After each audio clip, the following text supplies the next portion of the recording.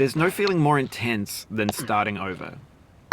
If you deleted your homework the day before it was due, as I have, or if you left your wallet at home and you have to go back after spending an hour in the commute. If you won some money at the casino and then put all your winnings on red but it came up black. If you got your best shirt dry cleaned before a wedding and then immediately dropped food on it. If you won an argument with a friend and then later discovered that they just returned to their original view. Starting over is harder than starting up. If you're not ready for that, like if you've already had a bad day, then what you're about to go through might be too much.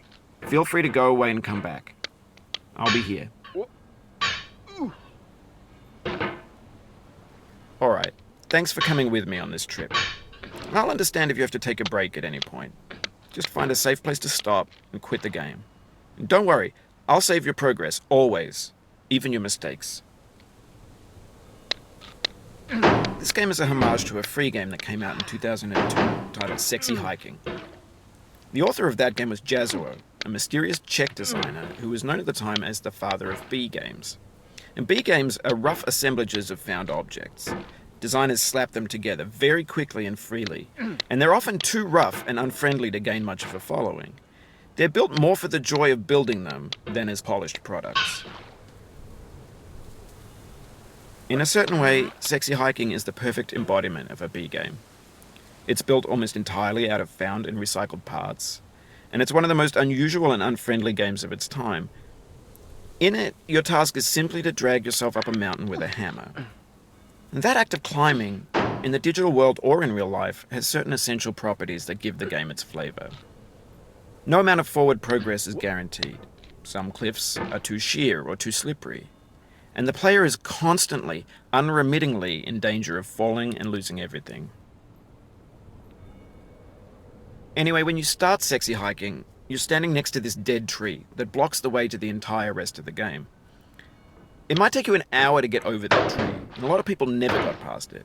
You prod and you poke at it, exploring the limits of your reach and your strength, trying to find a way up and over.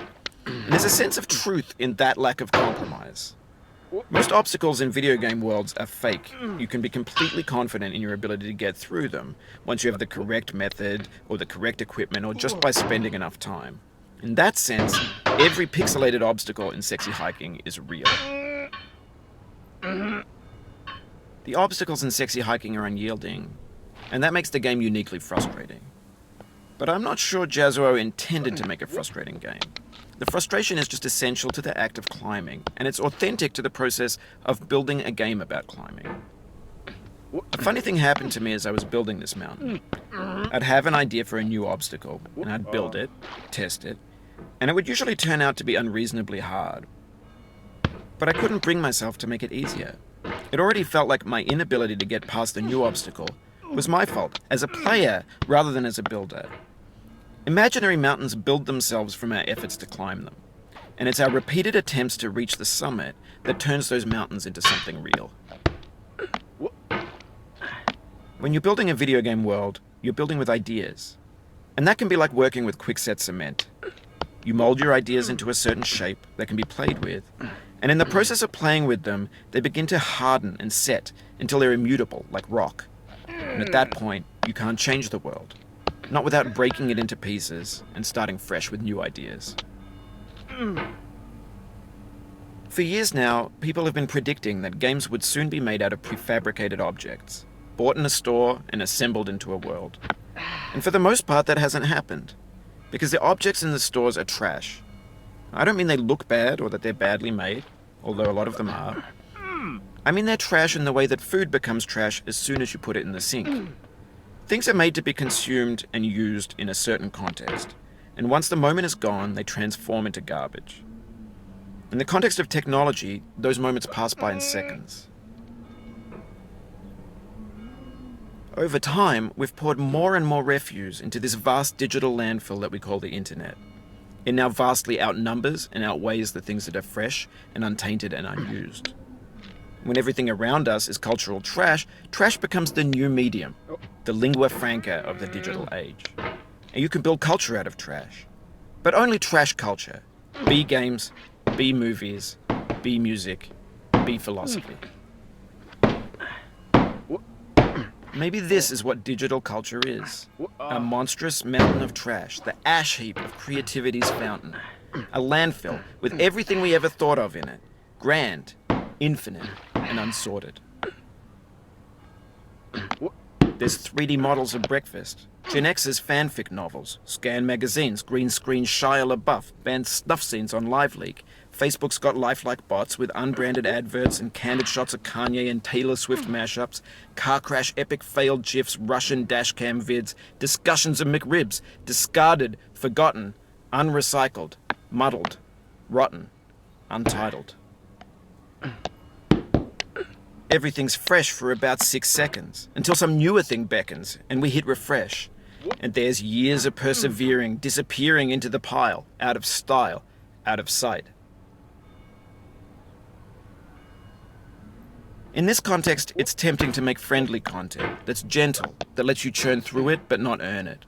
Why make something demanding if it just gets piled up in the landfill, filed in with the bland things? When games were new, they wanted a lot from you. Daunting you, taunting you, resetting and delaying you. Players played stoically. Now everyone's turned off by that. They want to burn through it quickly, a quick fix for the fickle, some tricks for the clicks of the feckless. But that's not you, you're an acrobat. You could swallow a baseball bat. Now I know, most likely you're watching this on YouTube or Twitch, while some dude with 10 million views does it for you, like a baby bird being fed chewed up food. That's culture too. But on the off chance that you're playing this, what I'm saying is, trash is disposable, but maybe it doesn't have to be approachable.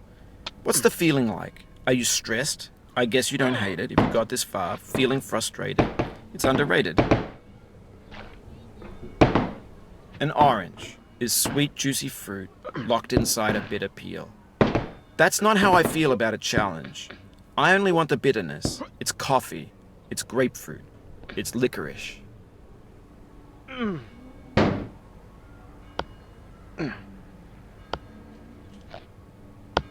Oh, you just lost a lot of progress. That's a deep frustration, a real punch in the gut.